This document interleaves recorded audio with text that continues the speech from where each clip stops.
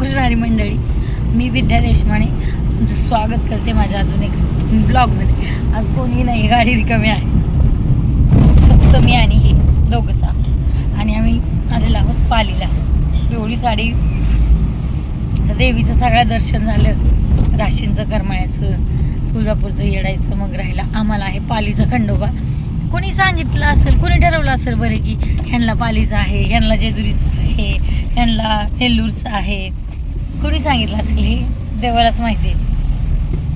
ह्या सगळ्या गोष्टी देवालाच माहिती असतात. तर पालीमध्ये आम्ही आलेलो आहोत. बरं छान छान घरं आहेत आणि आज गर्दी पण नाही आहे. आता बघूयात मंदिरात गर्दी आहे का नाही हे कळेल आपल्याला. कदाचित नसावी, पण आधी आम्हाला वाटत होतं की आज 26 जानेवारी आहे त्यामुळं मंदिरामध्ये गर्दी असेल, कारण लोकांना सुट्टी असती. काल रविवार होता आणि आज 26 जानेवारी, त्यामुळं कदाचित आम्हाला वाटलं की सुट्टी असेल, पण गर्दी तर अजिबात दिसत नाही. तुम्हाला पाली जेजुरीवरून खंडोबा इकडं एवढं लांब कसं काय आलं असं बरं. बानूमुळं आला, बानूच्या नादाने, बानूच्या भक्तीने. पण ते म्हणतात ना गाण्यात, बानूच्या नादानं असं. बाई परत कॉपीराईट पडायचं. 2 दिवस झालं त्या कॉपीराईटने लय वैताग आणलाय मला. तर गर्दी आहे बरं आहे मंदिरामध्ये. आता इकडं मंदिर आहे. अरे अरे अरे अरे हा काय एवढं मागं यायला लागले बघ ना जरा. आहे गर्दी तर आहे बघा, गर्दी बऱ्यापैकी गर्दी आहे. आता पोरींसोबत आलो होतो बघा, शिवानी, दीक्षा, दीदी. दीक्षा नव्हती, शिवानी होती आणि दीदी होती. त्यांच्यासोबत आलो होतो. त्यानंतर आम्ही आज इथं आलो आहे. गर्दी बघा. या भाज्या तर एवढ्या छान आहेत ना, विचारूच नका. पण आता भाज्या नेणार कुठं,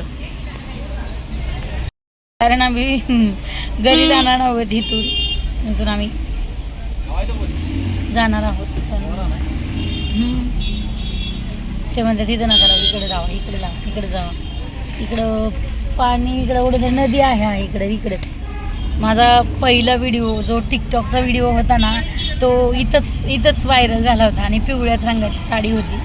इथं पण एक छानसा व्हिडिओ काढूया, खूप व्हायरल होऊ द्या. आणि माझे लवकरात लवकर यूट्यूबचे पण 100K होऊ द्या आणि इंस्टाग्रामचे पण 100K होऊ द्या. पण इंस्टाग्रामचे लवकर व्हायला पाहिजेत, कारण आता ऑलमोस्ट 1 लाखापर्यंत माझे सबस्क्राईब म्हणजे फॉलोवर्स आपले आहेत, ते लवकर व्हावेत अशी माझी खंडोबाच्या चरणी प्रार्थना.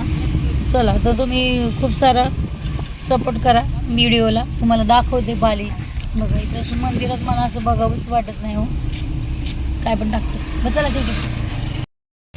हां, असा परिसर आहे बघा. इकडे ही नदी आहे. आता खंडोबाची पालीची आपली जेजुरीची जी आहे तिला करा नदी म्हणतात. या नदीला काय म्हणतात मला तरी माहीत नाही. तुम्हाला माहिती असेल तर तुम्ही कमेंटमध्ये नक्की सांगा. इकडं बाजार भरला आहे. खरं तर साताऱ्याचे कंदी पेढे घ्यायचे होतं. मी ह्यांना म्हणलं आता लई वर्षाने आलो आहे तर लई सारे नाही घ्यायचे, पण थोडेसे तरी घेऊयात असं मी म्हणलं होतं. पण त्यांनी गाडीच नाही थांबवली. त्यांना खायचं नाही गोड, मला वाजनामुळं खायचं नाही, त्यामुळं चाललं होतं की नको घेऊयात. पण त्यांनी काय घेतलं नाही. ST साठी हे सगळं चाललेलं आहे. ST आली तिकडून, त्यामुळे.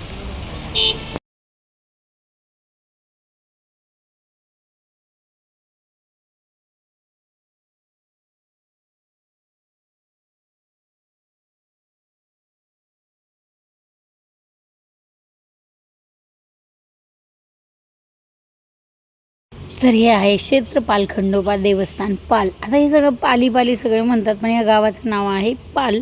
असं खोबरं घेतलं, भंडारा घेतला, त्यासोबत 3 नारळ घेतले आणि खूप गर्दी होती. आजही मला शिवानीची आणि दिदीची फार आठवण आली, कारण मागच्या वेळेस पालीला आलो होतो त्यावेळेस माझ्या माझ्या बहिणीच्या मुली सोबत होत्या. आता एक गोष्ट सांगू, जिथं जाईल तिथं कुठं अन्याय दिसला ना, चुकीचं काही घडलं ना, की मला ते आवडत नाही. त्यामुळे मी त्या विषयावर बोलायचा प्रयत्न करतेच. तर असं झालं आहे बघा. शक्यतो आता पाठीमागं बघा कोल्हापूरच्या देवीचा व्हिडिओ खूप व्हायरल झाला होता, की त्याच्यामध्ये त्यांनी सांगितलं होतं की देवीला अर्धीच साडी दिली ना. आज सगळे पेपरच होते. तर मी सहज उघडून बघितलं तर यात पण अर्धाच ब्लाऊज पीस होता. इतका राग आला मला, काय सांगू. अर्धाच ब्लाऊज पीस आहे आणि या बाबाने आमच्याकडून 200 रुपये घेतल्यात. यासाठी तुळजापूरला ना मी गेले ना, तर तुळजापूरला गेल्यावर मी माझी साडी, सगळ्या साड्या मी जाताना घेऊन गेले होते. तरी माझ्या सासूबाई मला म्हटल्या की विद्या अगं कशाला घेतल्या साड्या, तिथं 100 रुपयात घेतली असती साडी म्हणून. मी मागच्या व्हिडिओमध्ये एका बोललेले आहे असं. हे असं करतात बघा. पण शिवमचे पप्पा मला बोलले की नको वाद घालायला, काही गरज नाही, आपण नको वाद घालायला, देव त्यांना बघून येईल. पण मी त्या माणसाला बोलले की काय हो तुम्ही आमच्याकडून 200 रुपये मागितले, शेवटी 200चे 180 दिले मी त्याला.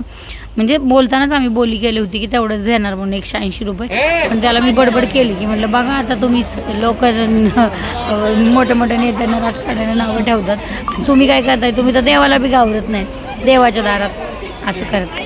चला तर मग छान असं दर्शन झालं आणि आम्ही पाया पडलो. खूप वर्षाने आलो की देवाला प्रार्थना केली की बाबा दरवर्षी आम्हाला बोलवत जा, असंच येत राहू आम्ही.